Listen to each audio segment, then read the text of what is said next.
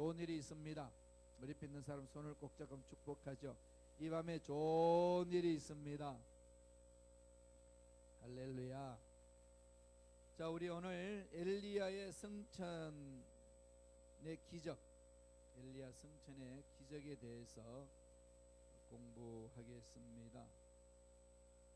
열왕기 상하는 이스라엘 민족에 대해서 기록한 책이지만은 여기에는 하나님의 메시지 강하게 담겨 있죠. 성공한 왕과 실패한 왕에 대한 내용들을 기록해 놓고 있습니다. 그리고 왕들이 잘못된 길로 갈 때에 언제나 선지자들을 이렇게 내보내는 거죠. 제일 먼저 하나님이 이 이스라엘 백성들을 택할 때에 하나님이 선택이잖아요, 그죠? 하나님의 선택은 어떻게 일어났죠? 하나님의 선택으로 이스라엘 백성을 선택했습니다. 조건이 뭐죠? 하나님의 무조건 선택이죠. 주권이에요. 하나님 마음이죠. 하나님의 마음이죠. 왜 이스라엘 백성을 택했을까요? 하나님의 마음이죠. 아무도 몰라요.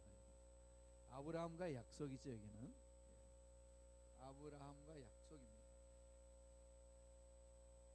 그러면 아브라함과 약속은 왜 하셨죠?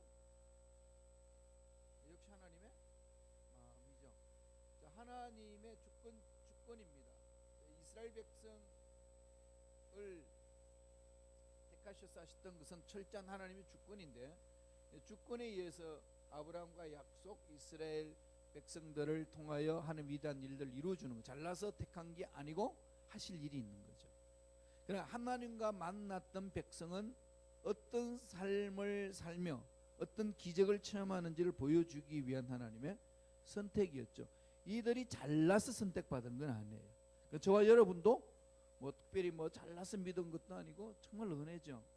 은혜 중에 은혜입니다.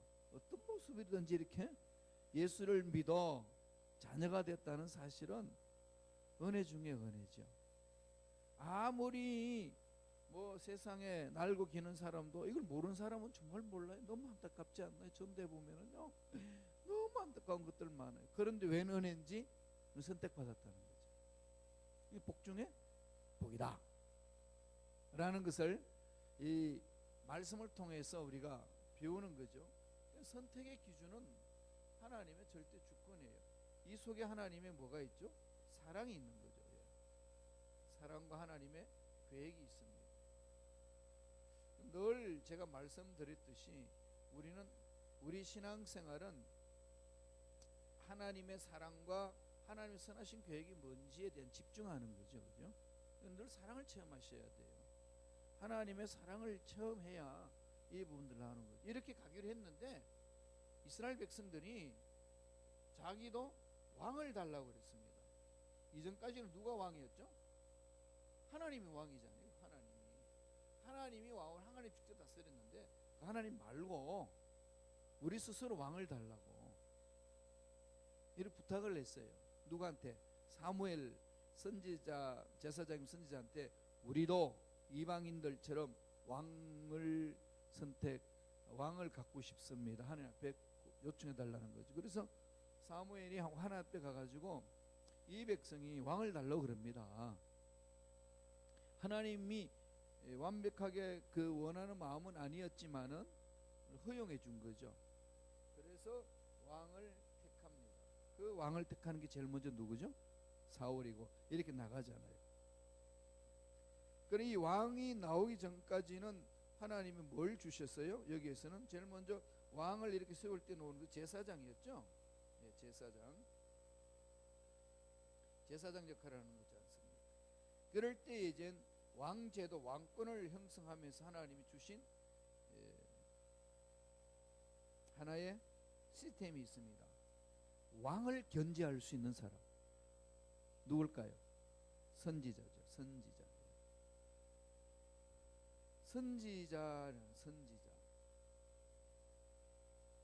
제사장은 하나님과 관계에서 죄인들의 모든 죄를 이렇게 씻어주고 회복시켜주는 관계인데 선지자는 뭐하죠? 왕을 견제하는 거죠. 왕을 견제하는 거예요. 왕이 잘못되는 것을 하나님이 선지자를 통해 가지고 지적하는 게 해주는 거죠. 이 제도가 왕정 제도가 세우면서 이 제도가 들어선 거예요. 그러니까 열대 상하나 열왕기 상하에는 하나님의 일꾼 선지자를 보내셔 가지고 잘못하고 있는 왕들을 질타했습니다. 그게 필요한 거죠. 필요한. 그리고 교회 내에서도 담임 목사가 목회하면은 당회가 있고 공동회의가 있습니다. 그래서 이제 모두가 서로 합의해서 하나님의 음성 듣고 합의해서 이뤄나가려고 만들어준 거죠. 누구의 하나 주장에 의해서 끌고 나가는 게 아니고 하나님의 음성 듣고 그 음성에 따라서 합의해 나가는 겁니다. 신본주의라는 게 뭘까요? 신본주의라는 게 하나님의 음성 듣고 서로 하나님의 음성에서 서로 합의하는 거죠. 하나님이 이렇게 말씀하셨는데 우리가 어떻게 반응해야 되겠습니까? 이런 걸 합의해 가지고 나가는 거잖아요. 그런데 하나님 제거해 놔놓고 누구 한 사람 말만 무조건 따라야 된다. 이것 자체의 신본에 대한 의미가 틀린 거죠.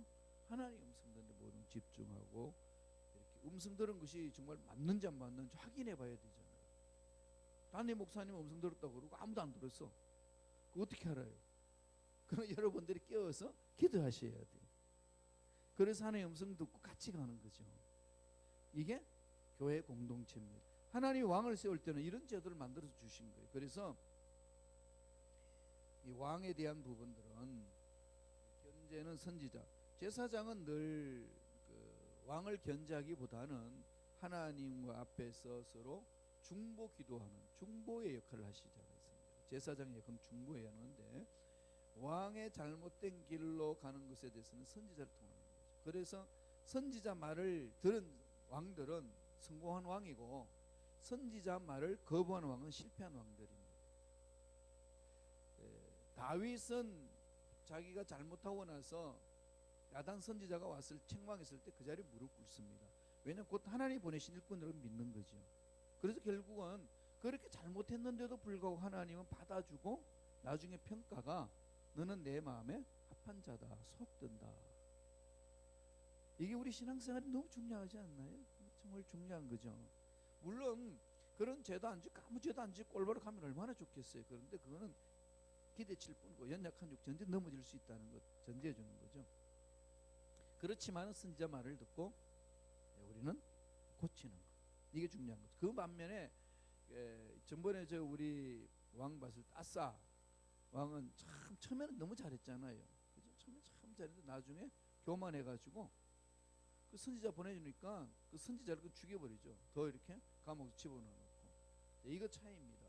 선지자의 말씀. 오늘 우리는 선지자가 누구죠? 누가 선지자입니까? 오늘날은 우리가 언제 선지자로 오나요? 선지자로 우리 오는 게 하나님의 말씀이죠. 이 말씀에 순종하는 거죠. 그래서 늘 저와 여러분은 그 말씀에 순종하는데 귀를 기울여야 돼요. 그래서 오늘 봐야 될 이 보면 엘리야가 승천을 하잖아요. 승천을 하는데 그 있기 전에 아합 왕 가장 힘들었던 그 시대에 선지자 활동을 했습니다. 그래서 하나님이 엘리야를 보내주셔서 아합 왕에게 날카롭게 지적해 나가는 거죠. 그런데도 불구하고 말 안 듣잖아요. 그럼 결국은 그 아합 왕은 실패했어요. 그리고 나서 나중에 이제 엘리야가 이제 죽을 때가 된 하나님 부릅니다. 넌 올라오라. 그러니까 함께 따라다녔던 엘리사가 따라가면서 하나님이 인도하시는 기적을 체험하는 사건이 나옵니다. 그리고 오늘 사건 두 가지가 나와요. 엘리야의 승천의 기적이 있고 다음에 엘리야 이후에 엘리사가 체험한 능력, 그 기적이 있습니다. 그러면 우리가 그런 능력을 체험하기 위해서는 어떻게 신앙생활을 해야 될 것인가? 이게 저와 여러분들이 생각해야 될 부분들입니다. 제일 앞부분 보세요. 거기 이게 지금 칼라면 참 좋은데 칼라가 아니에요. 그 위에 하늘 올라가는 거는 구름 타고 올라가는 게 아니라 불병거 타고 완전 빨갛게 그림을 그렸어요. 불병거를 타고 올라가는 그림. 엘리야가 올라가고 밑에 엘리사는 내 주인이여 나에게 갑절의 영을 달라고 이러면서 이제 그 엘리야의 옷자락을 붙들고 외치는 그 그림으로 이렇게 나와 있는 거죠. 엘리야가 이런 성천하시는 이것은 하나님의 기적을 체험하게 하는 하나님의 은혜를 이렇게 허락해 주신 거죠. 이것은 그 불병거 타고 간 사람이 유일하잖아요. 그러니까 예수님이 성천하시는 모습 그대로 재현하고 있죠. 재현이 아니라 모형으로 보여주고 있죠. 죽지 않고 올라간 사람이 누구죠? 엘리야 있고 또 에녹. 그래서 에녹이 있죠. 에녹이 무드셀라를 낳고 300년간 하나님과 동행했더라.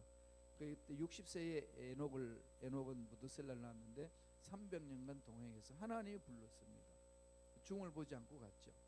그러니까 엘리야는 불병거를 타고 올라갔습니다.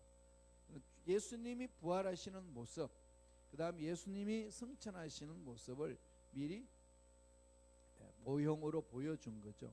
앞으로 우리들도 이렇게 갈 거죠. 이렇게 주님이 부르시면은 갈 겁니다. 소망이 있으신가요, 여기에? 이 부분에 우리는 소망이 있어야 되는 거죠. 그래서 이 세상에 있는 것이 전부가 아니고 부르신 그곳에서 하나님 앞에 올바로 가는 것. 이게 우리 인생의 전부 아니겠습니까? 영원하니까 그거는.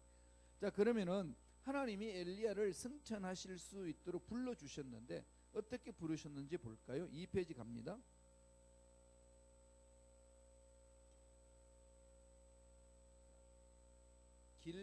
길가가 아니라 길갈. 길갈에서 요단까지 갑니다. 그래서 이게 참 지명 이름이 중요하죠. 길갈에서 요단까지 가는데 엘리야가 들림 받기 전에 길갈과 베델과 여리고와 요단을 건너서 들림을 받습니다. 네 지역을 가요. 길갈, 베델, 여리고, 요단. 그 뒤를 따랐던 엘리사가 외치죠. 내가 하나님께 부름을 받았으니 너는 따라오지 마라. 그랬더니 엘리사가 뭐죠? 아닙니다. 마지막 순간까지 스승을 떠날 수가 없습니다. 따라오지 말라고 그래 따라갔죠. 그래서 결과는 뭘 얻었죠? 불병거 타고 올라가는 승천을 보게 됐고 또 갑절의 영감을 받은 거죠. 능력을 체험하는 거죠. 끝까지 주님을 믿고 따라가는 자에게 하나님 책임져 주신 은혜입니다. 끝까지 가는 신앙, 이게 중요한 거죠. 끝까지 가는 신앙, 중간에 절대로 포기하지 마라. 실패하고 절망한 것 같고 끝나는 것 같아도 그냥 끝내지 마라. 끝까지 가라. 끝까지 가는 신앙에 대해서 가르치는 거죠. 제일 먼저 첫째 길갈입니다. 길갈을 한번 보죠. 다 같이 열왕기하 2장 1절 한 목소리 읽겠습니다. 야훼께서 해오리 바람으로 엘리야를 하늘로 올리고자 하실 때에 엘리야가 엘리사와 더불어 길갈에서 나가더니, 제일 먼저 출발한 것이 길갈이죠. 길갈은 여리고 동편에서 3km 떨어진 지점인데 이것은 가나안 정복을 앞두고 요단강을 건넌 다음에 진을 친 겁니다. 요단강을 건넌 이후에 진을 친 곳이죠. 요단강을 건너면서 돌을 가져다가 12개 돌을 가져다가 기념비를 세웠잖아요. 하나님께 감사드렸죠. 하나님의 기적을 체험한 것이에요. 요단강을 건너고 난 이후에 요단강을 건넌 다음에 진을 친 곳, 그래서 12개 기념비를 세웠다. 이 의미는 하나님이 임재하셔서 하나님이 우리를 만져주셨다. 하나님의 기적을 체험한 것이다. 이걸 기념하는 거죠. 그럼 하나님께 집중해 나가는 거죠. 우리 인생 힘들고 어려워도 요단강 같이 가로막는 어른이 있어도 믿고 가면은 하나님 기적을 주시는 분이다. 이걸 맛보게 하는 게 길갈이는 거죠. 그러니까 하나님이 길갈에서 부른 거죠. 이게 그러니까 지금 엘리야가 승천하기까지의 모든 과정 보면요, 그 기적을 체험했던 현장을 마지막으로 다 점검하면서 가게 하는 거죠. 하나님 부르신 장소입니다. 만나기 위해서 불러주신 거죠. 하나님 우리를 미국 땅까지 불러주셨어요. 한국에 있다가 또 한국에도 여러 군데 있잖아요. 이북에서 오신 분들도 있고 남한에서 오신 분들도 있고 수많은 곳곳에 있지만 미국 땅으로 부르셨어요. 이곳에서 뭐 하라는 거죠? 하나님의 기적을 체험하라. 하나님을 만나기 위하여 몸부림치라. 이 부분 아니겠습니까? 여호수아를 한번 보세요. 여호수아 4장 19절 20절에 보면은 그 상황을 설명해 줍니다. 다 같이 읽습니다. 첫째 달 10일에 백성이 요단에서 올라와 여리고 동쪽 경계 길갈에 진침에 여호수아가 요단에서 가져온 그 12돌을 길갈에 세우고 하나님이 우리와 함께 하셨다는 것을 증명하는 거죠. 기념하는 겁니다. 길갈이라는 뜻은요, 이 돌이 굴러갔다 이 말입니다. 이게 무슨 말인가 하면 과거의 모든 수치와 상처와 절망이 떠났다. 내 문제는 이젠 다 파묻혔다. 하나님의 기적을 체험해서 달려가는 삶이다. 이거죠. 하나님이 역사를 하실 때 늘 가르치는 경우 예를 보면은요, 과거의 상처는 끝났다. 과거의 상처는 치유됐다. 이 부분이 아주 강한 메시지로 던집니다. 많은 사람들이 과거의 상처를 안고 있잖아요. 과거 상처 안고 있으면 무슨 일이 있죠? 그 상처 때문에 앞으로 나가기가 너무 힘듭니다. 그 상황이 펼쳐지면은 또 그러면 어떡하나, 또 그러면 어떡하나, 이게 늘 마음을 괴롭히죠. 근데 하나님은 사건을 일으키실 때 주시는 메시지는 그겁니다. 과거 상처는 끝났다. 그게 매이지 마라. 하나님 집중하면 가라. 이 부분이죠. 그게 길갈입니다. 두 번째, 길갈에서 어디로 갈까요? 베델로 갑니다. 이 베델이 중요하죠. 벳엘. 벳이 뭘까요? 벳은 집. 히브리 말로 벳, 집. 엘은 뭐죠? 엘, 하나님. 엘은 다 하나님. 임마누엘. 그죠? 임마누엘. 임마는 뭐죠? 하나님이 함께 하신다. 엘은 하나님이니까. 베델, 하나님의 집이라는 뜻이에요. 베델로 갑니다. 왜 베델로 불렀을까요? 한번 읽어볼까요? 열왕기하 2장 2절 다 같이 읽습니다. 엘리야가 엘리사에게 이르되 청하건대 너는 여기 머물라. 야훼께서 나를 베델로 보내시느니라 하니 엘리사가 이르되 야훼께서 살아계심과 당신의 영혼이 살아있음을 두고 맹세하노 내가 당신을 떠나지 아니하겠나이다 하는지라. 이에 두 사람이 베델로 내려가네. 하나님의 집으로 가는 길에 안 떠나겠다는, 내 선생님 가는 곳에 안 떠나겠다는 거지. 이게 엘리사에 대한 하나님을 향한 신앙 고백이죠. 하나님이 보내신 일꾼과 함께함으로 하나님의 기적을 나도 체험하겠습니다. 이 고백이 엘리사의 신앙 고백입니다. 나중에 그 신앙 고백한 엘리사를 어떻게 하나님이 만져주시는지 뒷면에 나옵니다. 베델로 내려가죠. 그럼 이 베델은요, 예루살렘 북편 세겜 쪽으로 약 19km 떨어진 곳에 위치하고 있어요. 하나님의 집. 이 베델이 제일 먼저 성경에서 나온 게 어떤 곳인지, 누가 했는지 아나요? 야곱이 집을 떠나죠. 누구 도망가죠? 에서 형한테 갈 축복을 다 빼앗고 도망갑니다. 라반 외삼촌 집으로 가다가 하란으로 이제 가고 있는데 그 가는 도중에 광야에서 너무 피곤한 잠을 듭니다. 돌베개를 베고 잠자고 있는데 꿈을 꾸죠. 그래서 사닥다리가 놓여있고 천사들 오락내리고 그런 꿈을 꿉니다. 그래서 일어나가지고 거기에다가 돌을 놓고 기념을 합니다. 아, 여기가 하나님의 집이구나. 하나님이 여기 계셨구나. 내가 있는 곳에 하나님이 계셨구나. 이래가지고 베델, 하나님의 집이라는 것이 나옵니다. 그래서 이 베델은 하나님이 임재하는 곳이죠. 하나님이 임재하는 곳입니다. 나중에 그 야곱이 깨를 뿌리다가 인생 이렇게 마무리 지을 점이 됐잖아요. 그래서 돈을 많이 벌고 집으로 돌아가는데 너무 힘들잖아요. 왜? 저기 원수가 형이 에스를 있으니까 에서 형을 만나기 너무 괴로운 거지. 그래서 여차하면은 도망갈 궁리를 꾸고 1차, 2차, 3차, 4차로 이렇게 나누어서 진을 했잖아요. 제일 먼저 노비들 앞세워가지고 소, 양 그걸 먼저 잡아라 이거지. 그죠? 그런 다음에 오는 게 누구죠? 여기 자기가 덜 사랑하는 레아와 내 자손들을 딱 붙이고 방배하고, 그 다음에 정말로 사랑하는 여인 라헬을 딱 세우고, 그 라헬 뒤숨어가는 인간이 자기예요. 정말 라헬을 사랑하는 것도 아니야. 그냥 라헬을 그냥 내 방패고 그냥 오직 나지, 그냥 철저히 자기 개인주의가 야곱이에요. 그런데 이 야곱을 우리가 참 싫어하죠. 왜냐하면 자기니까. 자기하고 똑같은 사람 좋아하지 않아요. 그럼 그렇게 해서 숨어 있다가 야복강 나루에서 하나님을 만나잖아요. 만나고 아하, 인생이 이런 게 아니구나. 이제 정말 깨닫습니다. 그러니까 하나님 만나고 난 야곱의 삶이 어떻게 달라진지 아시나요? 그냥 정면 대결하죠. 그냥 에서 형하고 그냥 정면 대결합니다. 그 말은 뭐죠? 죽이려면은 죽이셔. 예, 죽으면 죽으라는 신앙 고백을 가잖아요. 그러니까 하나님 만난 이 야곱이 그 담대함으로 갔을 때 하나님이 감동받잖아요. 그랬더니까 하나님 미리 에서 마음을 녹여놓은 거죠. 이게 우리 신앙생활의 핵심이에요. 원수 같은 사람 많잖아요. 염소 같은 사람도 많고 꼴도 보기 싫은 사람도 많고 그러죠. 그게 생겨요. 그런데 그럴 때마다 꼭 생각하세요. 그 사람도 날 꼴 보기 싫어한다는 거. 늘 상대방 상대적인 거니까. 그런데 그런 사람이 있어도 하나님을 감동시키면 그 사람 녹여놓습니다.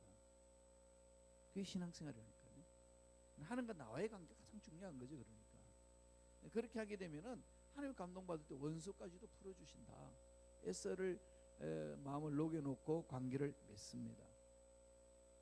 그리고 나서 잘 이제 형하고 해서 이제 살고 있는데 세겜 지역에 거기 가는데 자기 딸이 가나안에 있는 문화가 너무 그리고 가나안은 선진국이고 자기들은 그냥 이 미디안 광야에 생활했기 때문에 낙후된 지역이잖아요. 거기에서 가다가 자기 딸 디나가 그 나가 세겜 추장 아들한테 강간을 당합니다.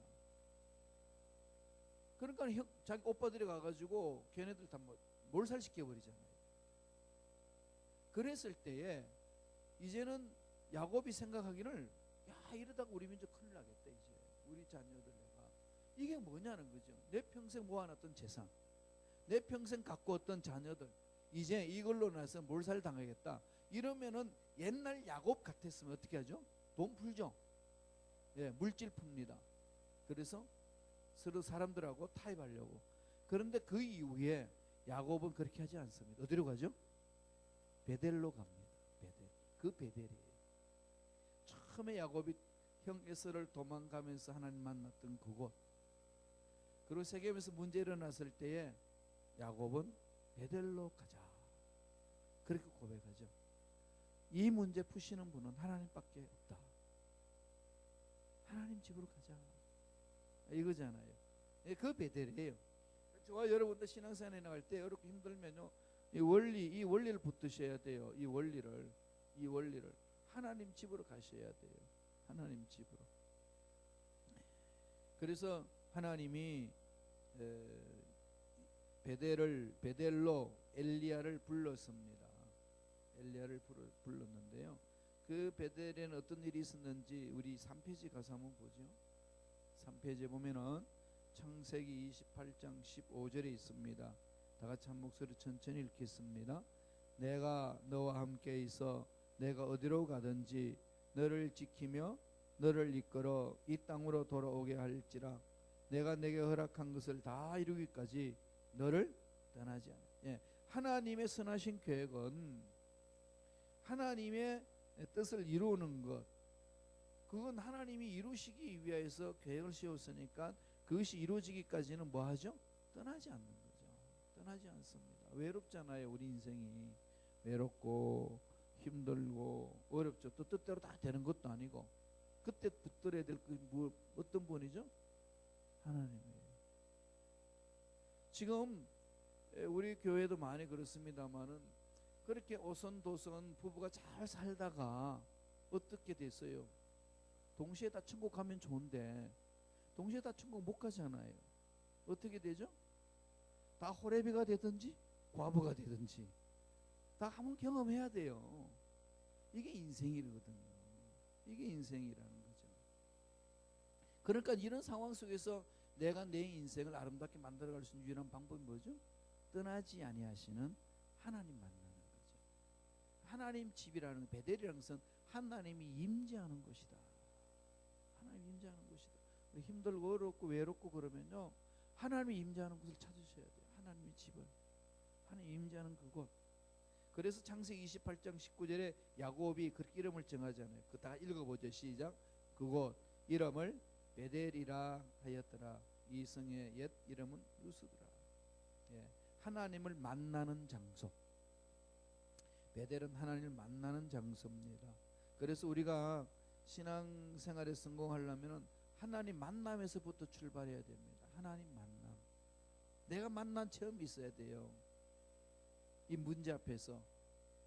그래서 막 이 세상에 수많은 문제가 있고 막 아무리 부르짖어도 응답이 없는 것 같고 막 해결이 안 되는 것 같고 똑같은 것이 반복되는 것 같은 상황을 보고 뭐 그렇게 똑같이 있는 게 아니라 오히려 더 나빠지는 상황이 펼쳐지는 것을 볼 때에 마음에 뭐가 생기죠?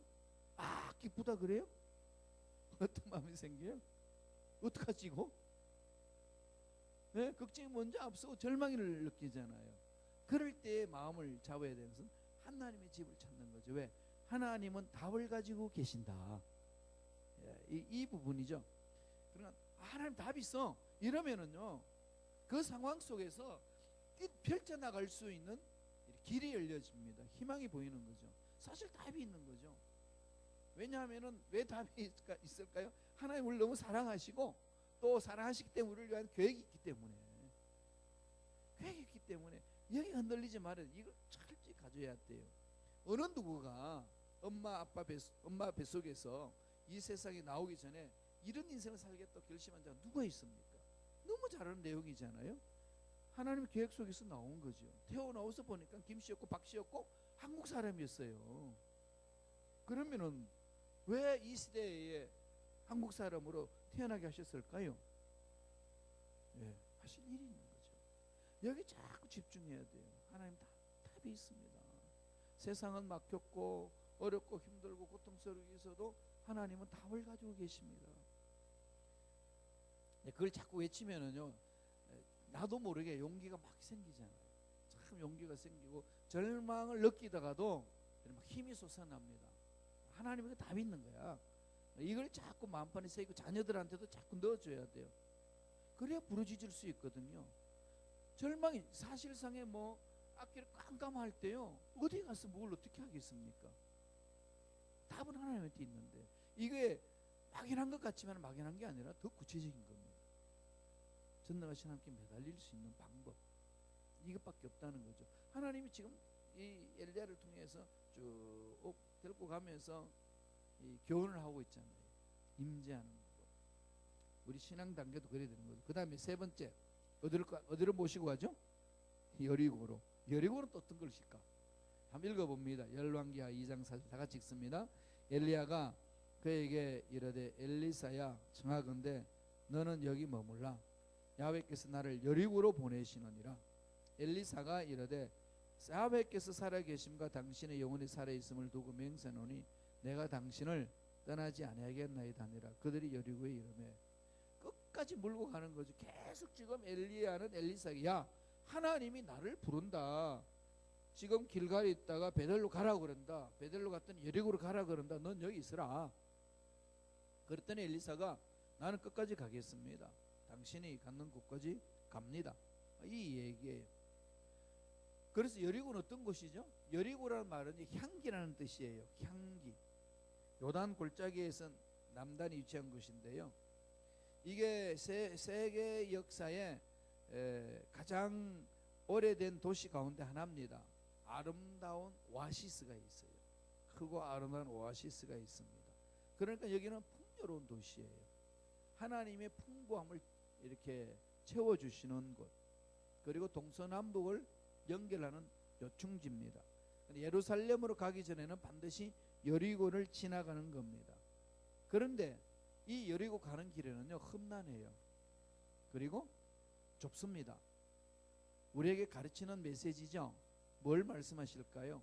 여리고의 풍성한 것을 맛보기 위해서는 좁고 험난한 길을 가야 된다는 거죠. 예, 늘 그런 교훈이 담겨져 있습니다. 그 여리고입니다. 그 다음에 마지막 네 번째로 데리고 가는 데가 어디죠? 요단이에요. 요단 읽어봅니다. 열왕기하 2장 다 같이 읽습니다. 시작. 엘리야가 또 엘리사에게 이르되 청하건대 너는 여기 머물라. 야훼께서 나를 요단으로 보내시느니라 하니 그가 이르되 야훼께서 살아계신가 당신의 영혼이 살아 있음을 두고 맹세하노니 내가 당신을 떠나지 아니하겠나이다 하는지라. 이에 두 사람이 가니라. 엘리야가 하나님의 부르심을 받고 길갈에서 베델에서 여리고로 가는데 그때마다 엘리사가 따라가죠. 따라가는 겁니다. 그럼 요단으로 불렀어요. 요단이 뭔지 아시나요? 야훼는 완전하시다. 하나님은 완전하시고 라는 그 뜻이 있습니다. 그러니까 우리가 궁극적으로 어디로 가는 거죠? 하나님이 완전하심에 가는 거죠. 내가 거룩하니 너희도 거룩하라. 내가 온전하니 너희도 온전하라. 그리고 가나안 땅을 이스라엘 가나안 땅을 정복할 때 이 요단강을 결국은 건넜지요. 요단강을 건너는 겁니다. 베델에서 아니 길갈에서부터 요단까지 갖고 온 거죠. 길갈에서 요단까지 가정 보세요. 길갈은 요단강을 건너고 난 이후에 하나님 승리하신 것을 과거를 다 묻어버리게 하시는 것. 베델은 하나님 임재하는 그곳, 여리고는 하나님 풍성하신 그곳. 그곳에서는 가는데 협착하고 어렵다는 거죠. 그리고 마지막에 갔더니 어디에 도달하는 거죠? 하나님의 완전한 곳. 그 하나님이 완전한 곳에 가려면 요단강을 건너야 되는데 그 요단강 건너는 건 뭐죠? 나의 죽음이죠. 예, 요단강 건너서는 죽음입니다. 그게 갈라디아서 2장 20절의 말씀이죠. 부활을 체험하시려면 죽어야 돼요. 기독교의 진리는 죽음에서 출발합니다. 십자가의 죽음이죠. 죽어야 내가 삽니다. 그러니까 날마다 자꾸 외치세요. 잘 죽자. 잘 죽는 게 뭐라고요? 잘 사는 겁니다. 죽으면 살아요. 너무나도 기본적인 진리인데도 우리가 자꾸 잊어버리잖아요. 그렇게 해가지고 하나님이 요단으로 엘리야를 부릅니다. 그 요단을 그 갈 때에 하나님 요단강을 불러가지고 그 요단의 의미를 줄 때에는 여호수아로 돌아가야 됩니다. 4페이지로 가보세요. 4페이지로 가게 되면은 그 요단이 어떤 의미가 있는지를 가르쳐 줍니다. 여호수아서 3장 17절에 다 같이 읽겠습니다. 야훼의 언약궤를 맨 제사장들은 요단 가운데 마른 땅에 굳게 섰고 그 모든 백성이 요단을 건너기를 마칠 때까지 모든 이스라엘은 그 마른 땅으로 건너갔더라. 기적을 체험하는 것이 요단이잖아요. 십자가를 못 받고 죽어지는 걸 말하는 거죠. 우리가 마지막 넘어야 될 곳입니다. 그러니까 내가 우주의 중심이 아니고 누가 우주의 중심이죠? 하나님, 예수 그리스도 우주의 중심이죠. 야곱이 뒤집어지는 것은 자기 삶의 인생에서 주인이 자기인 줄 알았습니다. 그럴 때는 몸부림을 쳤거든요. 어떻게든 돈을 끌어모으려고, 어떻게든 자기 높이 가려고. 근데 나중에 보니까 내가 주인이 아니고 누가 주인이라는 걸 체험하죠? 하나님이 주인이다. 신앙의 성숙은 그거잖아요. 하나님 선하신 계획이 뭐죠? 하나님이 주인이라는 거죠. 그러니까 나의 주권을 누구한테 이양하죠? 하나님께 이양하는 거죠. 하나님께 이양하는 거, 넘겨주는 거죠. 위탁하는 거, 넘겨줘야 돼요. 이게 신앙의 성숙의 목적이죠. 그러니까 내가 이 세상의 주인이 아니다. 하나님의 주인이다. 하나님이 하실 일이 있다. 늘 일적으로 가는 거죠. 사업에도 직장에도 풀려지지 않는 문제 앞에서도 하나님이 주인이십니다. 늘 고백해. 가정에도 자녀에도 이 담대함이 있으셔야 돼요. 주인이신 하나님 이끌어 가시는 거죠. 그러니까 죽을 것만 같아도 죽지 않는 거죠. 일으키시니까. 그러니까 우리는 어디까지 가야 되죠? 막다른 골목도 가봐야 되고, 다음에 절벽 위에도 서봐야 됩니다. 신앙으로. 그 속에서 하나님을 전적으로 신뢰할 때만이 막다른 골목까지 갈 수 있고, 하나님을 신뢰할 때만이 절벽까지 갈 수 있습니다. 절벽까지 가면 어떻게 되죠? 뛰어내리는 거죠. 뛰어내리면 무슨 일이 났죠? 죽든지 살든지 둘 중 하나예요. 하나님 살아계신 하나님을 신뢰하고 뛰어내리면 어떤 일이 있죠? 날개를 달아주죠. 나는 은혜를 체험합니다. 나는 은혜를 체험하게 하시는 거죠. 이게 믿음이란 게 뭐죠? 믿음이란 게 그거잖아요. 여러분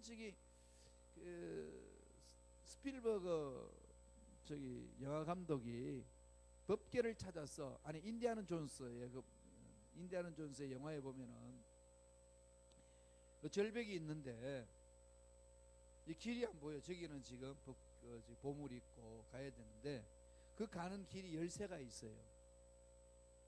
네 발을 무조건 앞으로 내디뎌라. 이 절벽에서 디딜 수 있겠어요? 그게 참 영화가 참 의미 있게 봤는데 디디니까 뭐가 생길까요? 예, 계단이 쫙 생겼어. 디디면 계단이 쫙 생겨. 이걸 못 디디는 거지. 그래서 아무도 못 가. 누가 가느냐? 이 절벽인데 디디겠어요 이게? 예, 그게 신앙이라는, 그 믿음이라는 거예요. 하나님을 신뢰하고 아버지 약속을 믿고 말 한 걸음을 내디딜 수 있는 것. 눈에 보이지 않고 손에 잡히지 않아도 하나님을 신뢰하면서 가는 거죠. 그럼 그게 성경에서 이제 따가지고 이제 그렇게 풀어놨는데 영화에서 모세가 이스라엘 백성들을 이끌고 가나안 땅 갈 때 제일 먼저 부닥친 것이 그거잖아요. 홍해 바다. 우리는 알고 있지만은 그걸 갈라진 경험이 한 번도 없는 이스라엘 백성들이 그 앞에 섰을 때에 어떤 심정이었겠습니까? 이제 죽었다. 우리를 물에 빠뜨려 죽이려고 여기까지 끌고 왔냐? 당연히 그 백성들이 그 얘기하죠. 눈에 안 보이는 게 생각하는 거죠. 뭐야, 보물 찾아가는데 뭐야 지금 낭떠러지인데 죽으라는 소리야? 근데 그게 그 원리가 한 발을 내딛은, 그러니까 믿고 발을 딛는 순간에 쫙 길이 놓여지는 거죠. 지팡이를 딱 내는 순간에 바다 속에 숨겨진 길이 쫙 열리는 거. 이런 걸 좀 맛봐야 되지 않나요? 우리 일상생활의 신앙이라는 게 그런 거예요. 하나님을 신뢰하고 가는 거. 하나님은 나를 위해서 계획이 있다. 왜? 사랑하시기 때문에 계획이 있는 거죠. 자녀를 사랑하면 자녀에 대한 계획을 세워주잖아요. 하나님 아버지는 그런 분이라는 거죠. 무계획적으로 우리를 이끌지 않으신다는 거죠. 그것은 신뢰관계만 그렇습니다. 그래서 우리는 철저하게 하나님께 내 주권을 이양하는 거죠. 하나님이 내 인생의 주인입니다. 하나님이 우리 역사의 이 우주의 주인이 되신다는 것, 그걸 고백하는 거잖아요. 그 다음에 열왕기하로 돌아와서 2장 7절 8절 하나님이 요단으로 끌고 와가지고 하나님이 이전에 경험했던 것들을 엘리야와 엘리사가 맛보게 합니다. 한번 볼까요? 4페이지 위에 열왕기하 2장 7절 8절에 다 같이 읽습니다.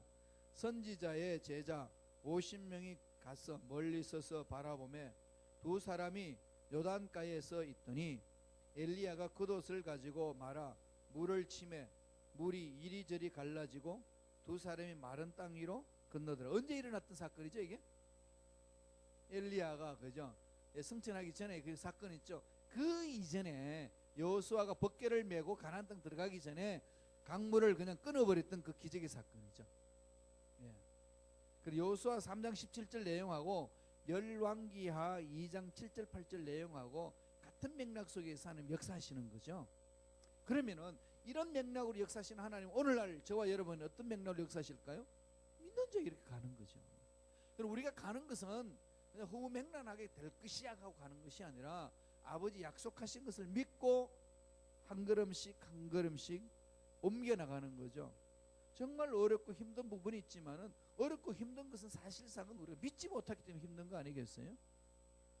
믿어버리면은 하나님 책임져 주시는데 애가 그러더라고요. 제 둘째 딸이 이제 이번에 뉴욕으로 공부하러 가요.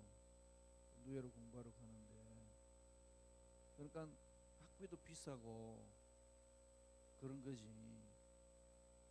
그래서 아빠가 가지고 있는 재산이 쥐꼬리만큼밖에 없는데 이 학비 어떻게 되고 가느냐 지 혼자서 고민하는 거죠. 그런데 우리는 기도하면서 나갈 때 하나님이 책임져 주신다 믿고 가는 거다. 그리고 이제 선포하고 갔더니 그때 끝까지도 그놈은 그 고민해요. 그래서 지네 엄마가 불러서 그 네가 고민할 게 아니고 네가 고민할 것은 학교 가서 열심히 공부해서 장학금 받는 거다.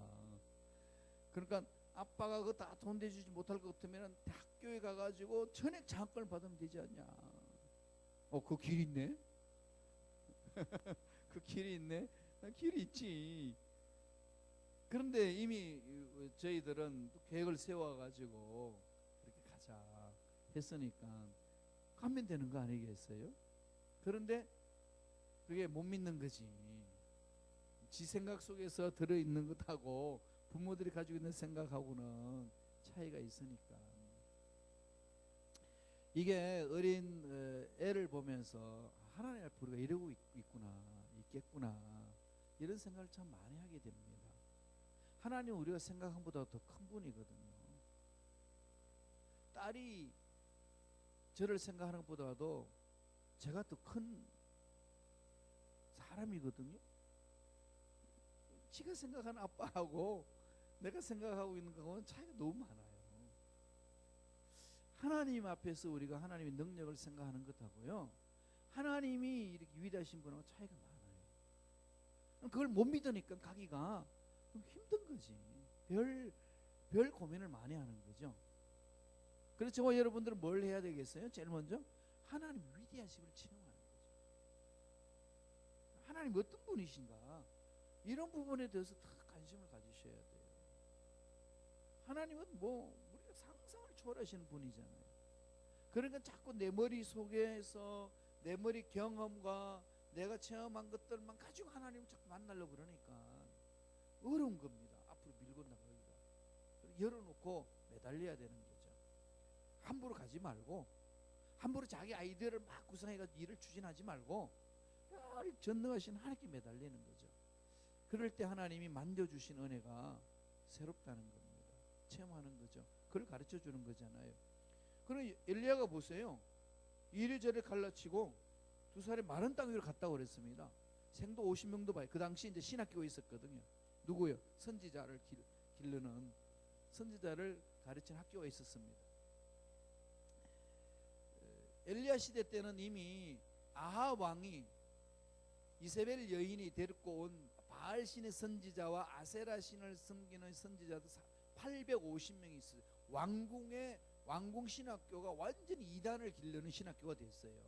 그런데 거기에 하나님이 세우신 엘리야를 통해 가지고 신학생 50명 있었습니다. 기르고 있었거든요. 하나님의 일꾼을 기르고 있었는데 그들이 봤어요. 갈라지는 거. 그리고 또 그걸 봤지요. 또 하나 봅니다. 열왕기하 2장 9절 보지요. 열왕기하 2장 9절 다 같이 읽습니다. 그놈에 엘리야가 엘리사에게 이르되 나를 내게서 데려감을 당하기 전에 내가 너에게 어떻게 할지를 구하라. 엘리사가 이르되 당신의 성령이 하시는 역사가 갑절이나 내게 있게 하소서 하는지라. 갑절의 능력을 갖게 하소서. 이거 조금 있다가 우리가 해석을 해보죠. 자, 갑절의 능력, 이게 무슨 의미일까요? 누구보다도 갑절의 능력이죠. 그러면은 엘리야가 야 이 건방진 놈아 그러지 않겠어요? 정말 이 갑절의 능력이 엘리야보다도 더 많게 해달라는 걸까요? 당신보다도 크고 싶으니까 갑절의 능력을 달라. 이게 보면은요, 이 말은 원본을 살펴보면은요, 당신이 받은 능력에 있어서 내가 갑절로 일할 수 있는 능력을 받게 하여 주옵소서, 이렇게 되어 있어요. 많이 지금 이렇게 왜곡되어 있습니다.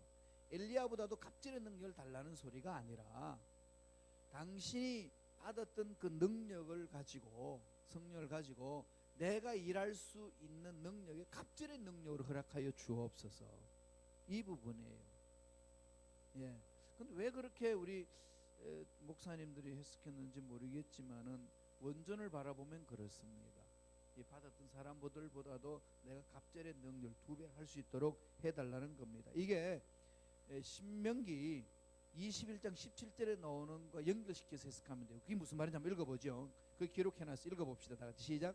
반드시 그 미움을 받은 자의 아들을 장자로 인정하여 자기의 소유에서 그에게 2 몫을 줄 것이니 그는 자기의 기력의 시작이라 장자의 권리가 그에게 있음이니라. 지금 엘리사는 뭔가 하면은 이 신학생들 중에 장자의 이 영적인 일꾼이 되게 하여 주옵소서. 갑절의 능력이 나에게 있게 하여 주옵소서. 그래서 영적인 장자가 되게 해달라는 그 부름이죠. 이걸 사모하는 거예요.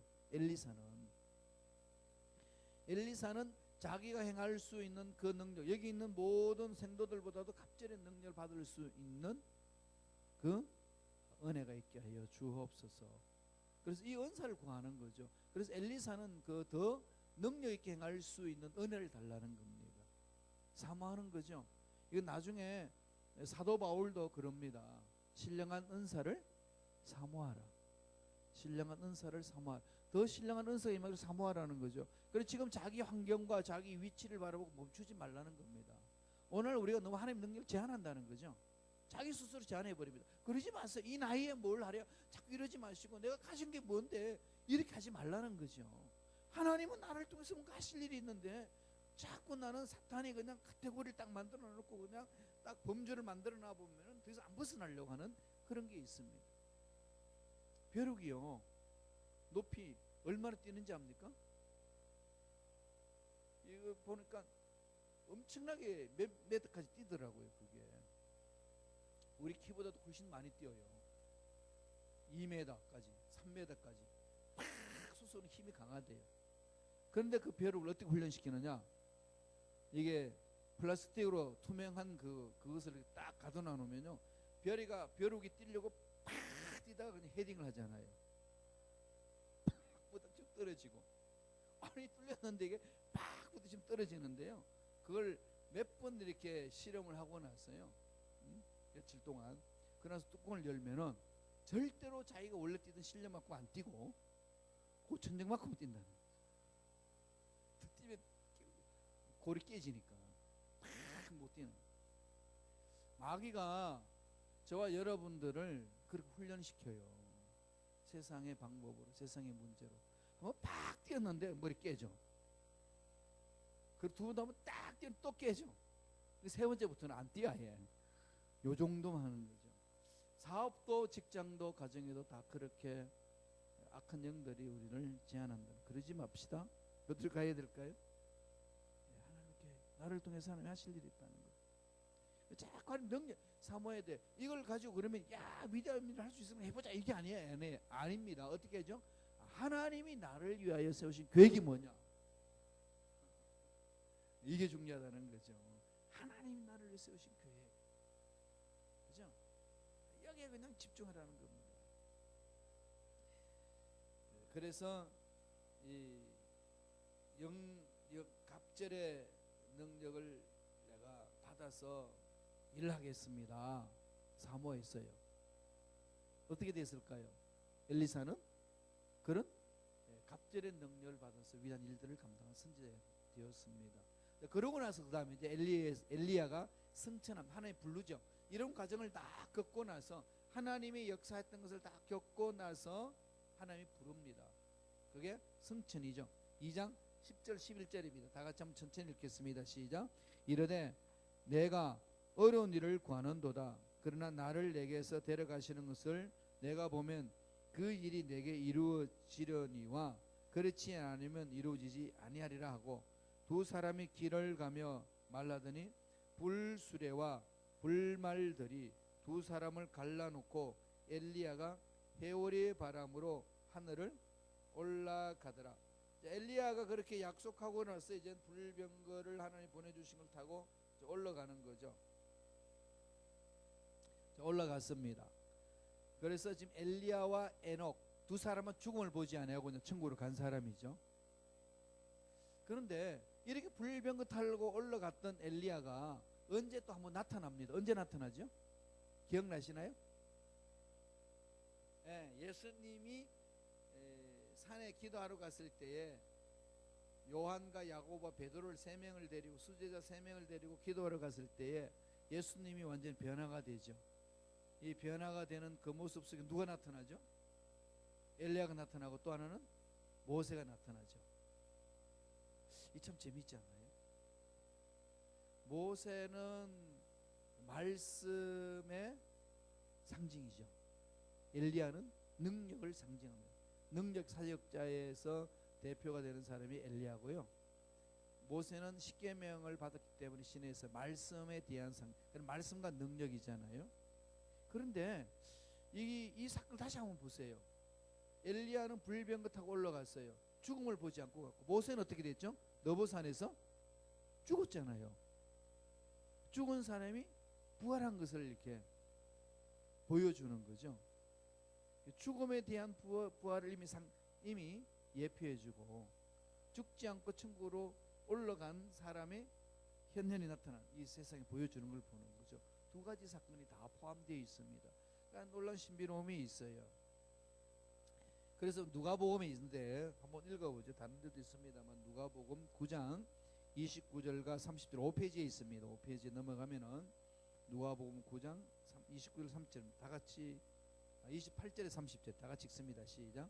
이 말씀을 하신 후 8일쯤 되어 예수께서 베드로와 요한과 야곱을 데리고 기도하러 가시러 산 올라가사 기도하실 때에 용모가 변하고 그 옷이 휘어져 광채가 나더라.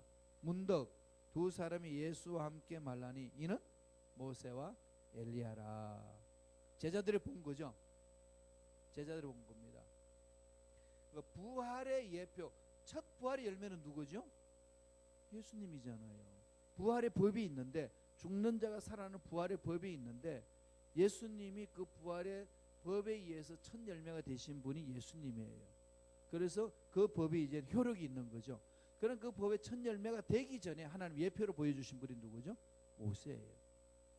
그리고 엘리야가 불병거를 타고 올라간 것이 변화산에서 나타나신 거죠. 그래서 이것은 예수님이 부활을 상징하고 예수님이 재림해서 성천하시고 재림하실 것을 다 상징적으로 보여주는 거죠. 그래서 이것을 호련히 변화받아서 공주로 올라갈 것이라는 거. 저와 여러분도 예수님 재림할 때 호련히 변화돼서 가는 겁니다. 그랬더니 나 뚱뚱해서 어떻게 올라가지? 이라고 생각할 필요 없죠. 아무리 뚱뚱해도 하나님은 아름답게 변화시키셔서 가시는 거죠. 가게 하시는 겁니다. 산 올라가게 천국을 인도하시는 거죠. 이 부분을 사도 바울이 데살로니가 교인들에게 편지 보내면서 썼습니다. 한번 읽어보죠. 데살로니가 전서 4장 16절에 다 같이 읽습니다. 주께서 호령과 천사장의 소리와 하나님 나팔 소리로 친히 하늘로부터 강림하시리니 그리스도 안에서 죽은 자들이 먼저 일어나고, 재림 때 일어나는 사건을 이렇게 다 보여주는 거죠. 불병거 타고 가는 성천하시는 모습, 그다음에 우리들도 나중에 호련히 변하여서 그렇게 천국으로 갈 것이라는 것. 그러니까 우리에게는 늘 소망이 있는 거죠. 인생은 죽어야 되는데 죽는 걸 끝나는 게 아니라 죽고 난 이후에도 우리 삶에는 소망이 있습니다. 자, 그렇게 해서 이제 엘리야가 성천하셨어요. 자, 성천하고 난 이후 부분이에요. 누가 남았죠? 엘리사가 남았잖아요. 그러면 엘리사가 엘리야 성천하는 것을 바라보면서 구했습니다. 갑절의 영감을 달라고. 그 영감을 받았어요. 받고 나서 어떤 일이 있는지를 한번 보죠. 첫째로 엘리사도 요단강을 갈라지게 했습니다. 열왕기하 2장 12절 14절에 나와요. 영적인 전이가 되는 거죠. 하나님의 능력이 전이가 되는 겁니다. 다 같이 읽습니다. 엘리사가 보고 소리 지르되 내 아버지여 내 아버지여 이스라엘의 병거와 마병이여 하더니 다시 보이지 아니하는지라.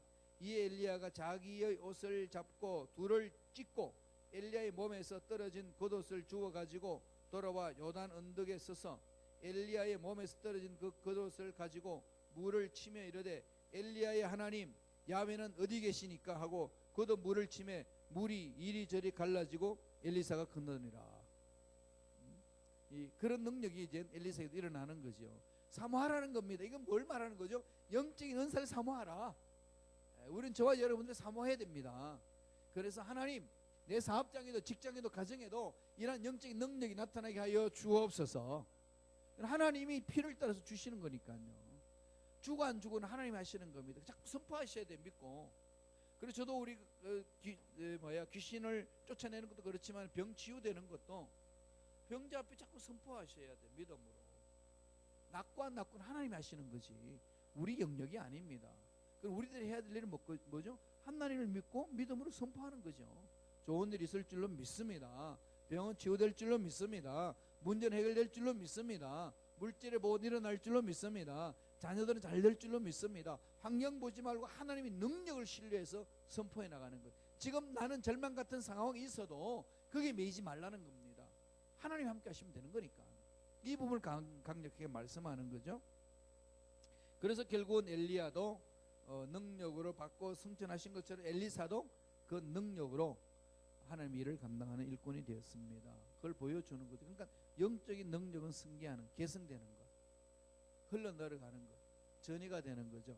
이 안수의 의미가 그런 거잖아요. 하나님의 성령이 종을 통해 가지고 흘러가는 거죠. 그 종에게 능력이 나가는 게 아니고 하나님의 능력이 믿고 있는 자에게 통로가 되어가지고 가는 거죠.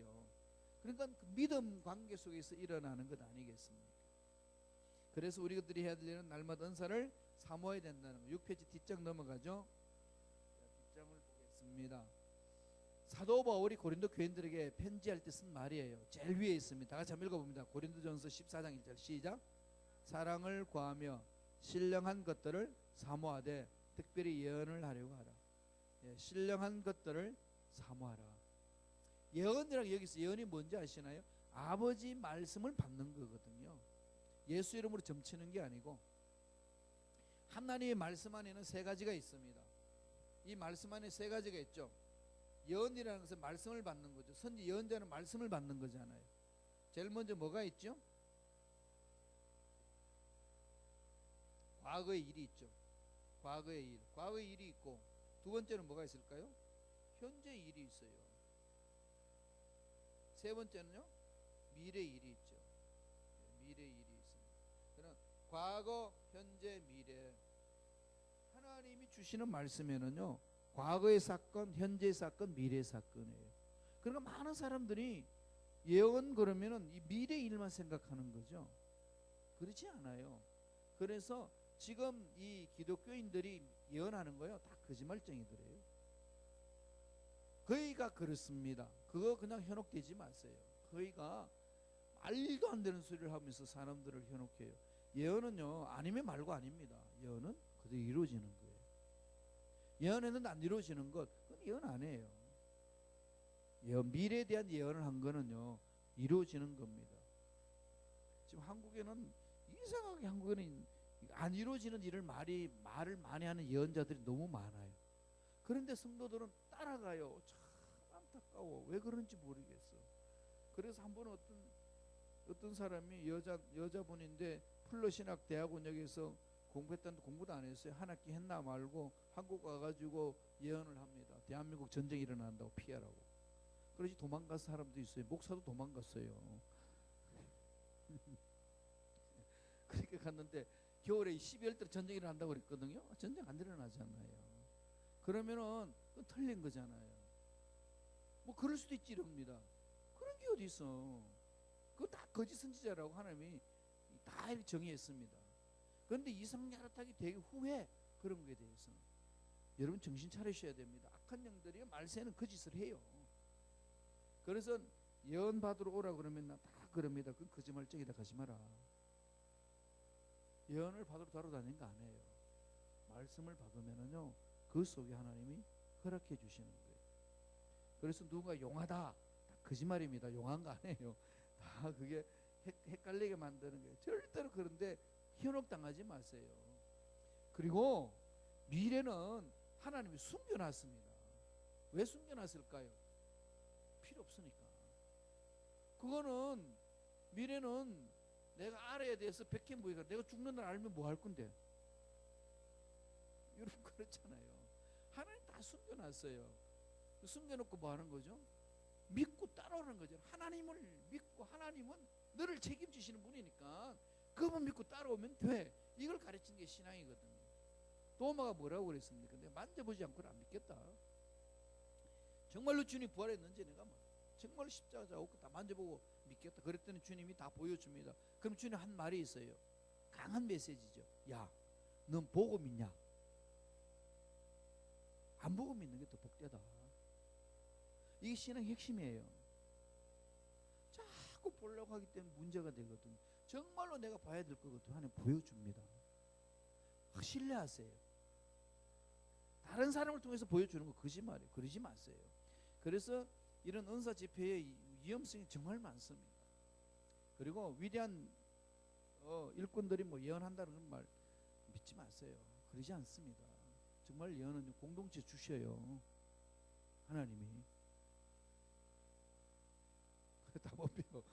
그러니까 거기 뭐 그냥 다른 데서 준다 뭐니 한다 쫓아다니고 뭐 이럴 필요성이 전혀 없는데 현혹하는 거예요. 예언을 사모하려면 하나님 말씀을 받으라. 응? 하나님 말씀을 받으라. 너희들 받을 수 있다. 다른 사람한테 받아서 주는 거 아니다. 여러분 사랑하는 아들이 있고 딸들이 있는데 너무 내 아들 딸들하고 친한 친구들이 있어요. 내 딸을 너무 사랑하고 내 아들 너무 사랑하니까 그 아들한테 말 안 하고 그 친구한테 가가지고 야 내가 내 아들 너무 사랑하는데 앞으로 비밀이 이런 게 있거든. 그래 가르쳐 주면서 말하라고 그러는 부모 계시나요? 아니잖아요. 내 아들을 사랑한다면 내 아들한테 내 마음을 직접 전해주는 게 엄마 아빠의 마음이지. 그걸 친구한테 뒤통수 쳐가지고 그냥 말 들어가게 해요? 그런 엄마 아빠가 어디 있습니까? 하나님도 똑같은 거예요. 예언을 사모하라는 것은요 말씀을 사모하라는 거예요. 그 말씀 속에 과거의 일도 현재 일도 미래를 일어난다는 겁니다. 그래서 결론 내리면은요 절대로 그 예언을 한다는 말 믿지 마세요. 우리 교회 공동체 필요하면 그냥 가르쳐 주시고 보여주는 거예요. 믿고 오라는 거죠. 하나님은 신실하신 분이기 때문에 믿고 따라오라는 겁니다. 그게 중요하잖아요. 그래가지고 가는데요 이 예언을 하라고 그랬죠. 은사를 사모하라고 그랬죠. 엘리사가 그걸 체험을 했습니다. 그죠?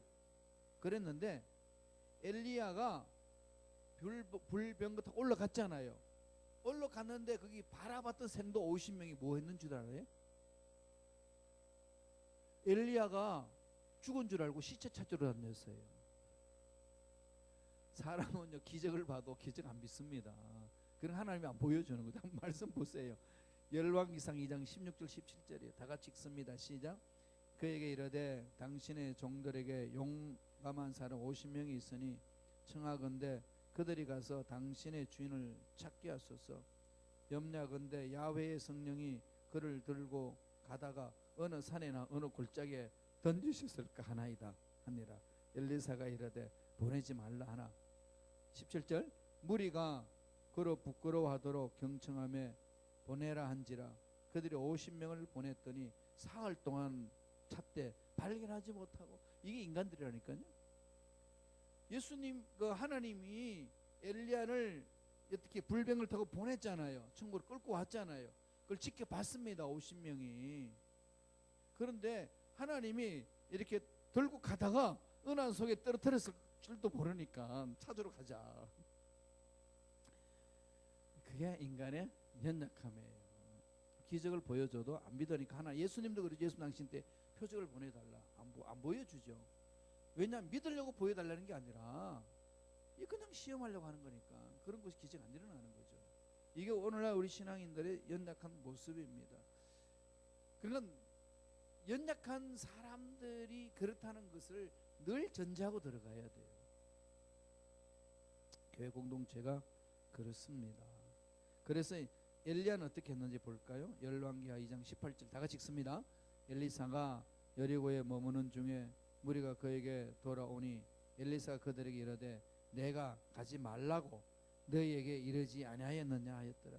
엘리야는 믿은 거죠. 이미 불병 타고 승천하셨습니다. 그런데 그걸 바라본 확인해 보겠다는 거지. 시체가 떨어져 있을 것이다. 가자는 거지. 자, 이게 이제 하나님의 말씀을 머리로 깨달은 것하고 마음으로 체험하는 것 차이가 있는 거죠. 그래서 자꾸 제가 강조드리지만은 체험해야 돼요. 말씀을 내 말씀이 되게끔 기도해야 됩니다. 내게 되도록. 읽은 것이 내게 다 되진 않아요. 안다고 내게 되는지 않습니다. 내 마음에 꽂혀야 돼요. 부르짖어야 됩니다. 그죠? 자, 그리고 나서 엘리사가 기적을 그런 기적을 체험하고 그 능력이 나타납니다. 능력이 나타나요. 두 가지 사건이 있어요. 축복한 사건이 있고 저주한 사건이 있습니다. 축복한 사건이 뭐죠? 예, 물을 고쳐줍니다. 6페이지 보세요. 마지막에 열왕기 2장 19절 21절에 천천히 읽어보죠. 그 성읍 사람들이 엘리사에게 말하되 우리 주인께서 보시는 바와 같이 이 성읍의 위치는 좋으나 물이 나쁨으로 토산이 익지 못하고 떨어지나이다. 엘리사가 이르되 세 그릇에 소금을 담아 내게로 가져오라 하매 곧 가져온지라. 엘리사가 물 근원으로 가서 소금을 그 가운데 던지며 이르되 야훼의 말씀이 내가 이 물을 고쳤으니 이로부터 다시는 죽음이나 열매 맺지 못함이 없을지라 하셨느니라 하니, 그럴 때는 어떻게 하죠? 완전히 깨끗하게 치유됩니다. 그래서 엘리사가 그런 기적을 맛보는 거죠. 야훼 말씀이 내가 이 물을 고쳤다, 이게 중요하잖아요. 야훼 말씀이 내게 임해서 내 문제는 풀어졌다.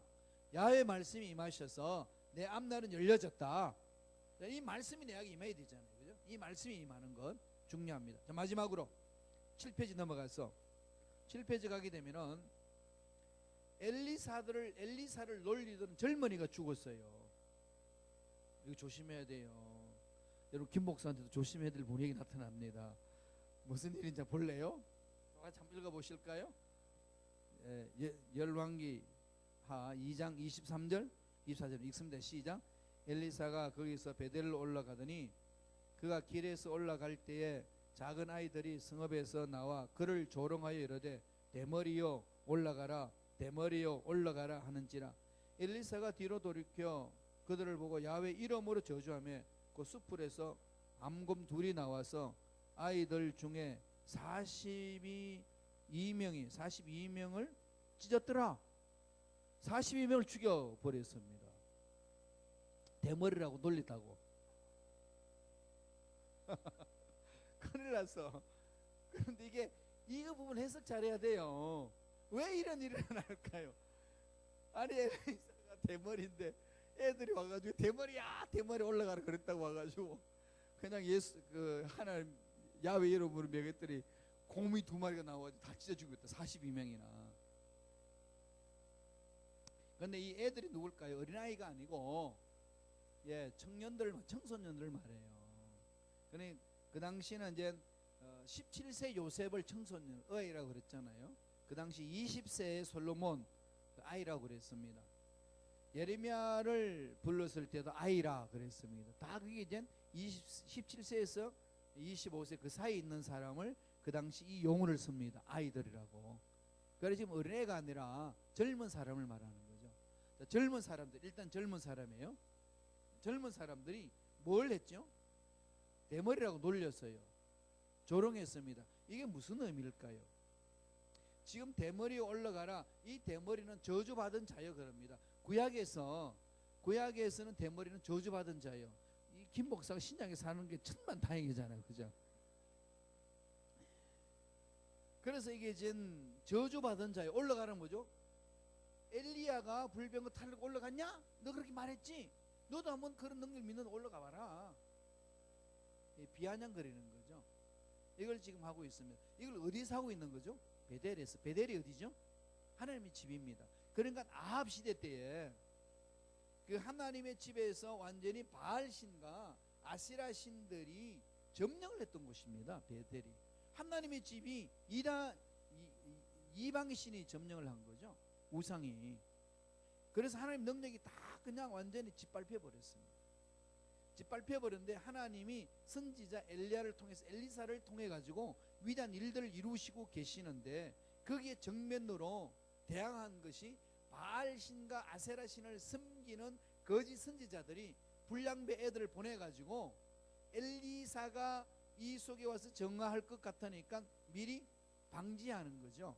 엘리사를 못 오게 조롱하는 겁니다. 폭행을 하려고. 네가 뭔데 여기 와서 여기 왔냐. 그래서 그 깡패들을 보내가지고 농락을 시키는 거죠. 이럴 때에 하나님이 엘리사를 농락시킨다고 본 게 아니라 하나님의 권위를 떨어뜨렸다고, 하나님 절대 주권을 대항하는 것이라고 본 거죠. 만약에 엘리사가 기분이 나빠서 야훼 이름 저주했다면 앙곰이 나와가지고 그 짓을 하겠어요? 못하는 거죠. 하나님이 절대 주권으로 하나님의 권위를 상실, 하나님의 능력을 무시한 것에 대해서 하나님이 정면으로 심판한 사건이 이 사건입니다. 이걸 그냥 잘못 해석해가지고 엘리사가 대머리였는데 대머리가 이게 상처가 많아가지고 분노가 나가지고 이렇게 했다, 뭐 이런 식으로 풀이한 것도 있어요. 그거 다 거짓말이에요. 그러지 않아요. 이 원어를 보면은 그런 의미가 아니고, 하나님의 절대 주권, 하나님의 권위가 땅에 떨어져 있는 것을 하나님이 회복시키기 위한 하나님의 심판이었다는 것을 본문을 통해서 볼 수 있습니다. 그런 내용을 좀 제가 적어놨어요. 한번 집에 가서 한번 읽어보세요. 영적 싸움이죠. 영적 싸움에 대한 하나님의 조치입니다. 그래서 하나님의 권위를 무시하는 것이 얼마나 큰 심판이 오는지를 가르쳐주는 사건이에요. 이거 자칫 잘못하게 되면 하나님이 되게 할 일 없는 사람 같고 째째하고, 왜 어린아이들을 그렇게 고민 와가지고 사람 진짜 죽이느냐, 이게 비판을 많이 하거든요. 근데 원어를 보면 그런 말이 아닙니다. 베델이라는 것을 집중하셔야 돼요. 하나님의 집이었고 우상 숭배가 만연했고 하나님 집 밟힌 곳입니다. 그래서 하나님의 일꾼 선지자를 보내는 거죠. 보내서 하나님의 권위가 회복되게 하시는 겁니다. 그래서 그 권위를 파괴시키는 것에 하나님은 그것을 심판하시는 자리로 만들어 놓은 거죠. 그래서 하나님의 절대 주권에서는 그 역사입니다. 하나님의 기적은 그렇게 일어나는 거죠. 저와 여러분들의 신앙생활의 중요한 부분들은요, 하나님의 절대 주권을 올리는 거죠. 하나님의 선택입니다. 주권이에요. 그래서 이스라엘 백성을 선택하셨고 아브라함을 선택하셔서 일을 이룹니다. 왕으로 달라고 그럴 때 그들을 수용해 주는데 선지자를 세우는 거죠. 선지자를 세우는 것은 말씀을 보내주는 겁니다. 그럼 저와 여러분 오늘 어떻게 할까요? 아버지 말씀이잖아요. 말씀을 받으셔야 돼요. 말씀을 붙들어야 됩니다. 그럼 말씀 공부하기 딱딱하고 힘들어도요, 그걸 이겨내세요. 그 속에 길이 있습니다. 답이 있는 거죠. 그렇게 해서 이 말씀을 부여잡고, 약속의 말씀을 부여잡고 믿고 나아가면은 말씀은 언젠가는 때가 되면 반드시 이루어집니다. 그런 기적이 저와 여러분 삶에 넘쳐나기를 축원합니다. 아멘. 질문 있으면 질문하시고요. 우리 한번 기도할까요? 없으시면은 요거 엘리사 사건, 젊은이들 죽인 사건은요, 이거 잘 읽어보세요. 그걸 제가 간단히 풀어놨으니까요. 이게 원어에서 나온 걸 풀어놓은 거예요. 그래서 좀 생각을 고치고 잘못된 것을 바로 잡아야 되는 거니까, 그래서 공부하는 거니까 말씀 붙들시기 바랍니다. 자, 우리 기도할 때 하나님 약속의 말씀대로 순종함으로 기적을 맛보기를 원합니다. 축복해달라고, 그렇게 가지고 문제 해결받는 은혜가 임하게 해달라고 하나님만을 신뢰하며 따라가겠습니다. 기적을 맛볼 수 있도록 역사해달라고. 우리 주여, 우리 일창하시고 통솔을 간절히 기도합니다. 주여!